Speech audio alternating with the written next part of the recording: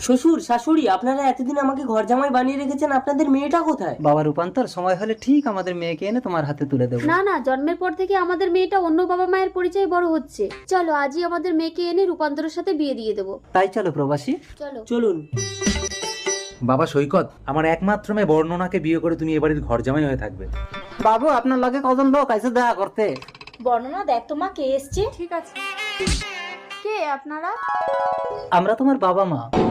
বাবা দেখো তো কারা এসছে। আরে মোহনবাবু, আপনি আজ 20 বছর পর, আসুন আসুন আসুন, নমস্কার। বসুন বসুন।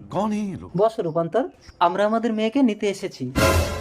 কে আপনারা? আমরা আমি বলছি, সেদিন তুমি হসপিটালে মৃত সন্তানের জন্ম দিয়ে অচেতন হয়ে পড়েছিলে, আর ইনিই সেদিন বর্ণনাকে জন্ম দিয়েছিলেন। ডাক্তার এসে বলল, জ্ঞান ফিরে তুমি যদি মৃত সন্তানকে দেখো তাহলে তোমাকে আর বাঁচানো যাবে না। তখন আমার কান্না শুনে এই দেবী নিজের সদ্যজাত সন্তানকে তোমার কোলে তুলে দিয়ে এতকাল বুকে পাশান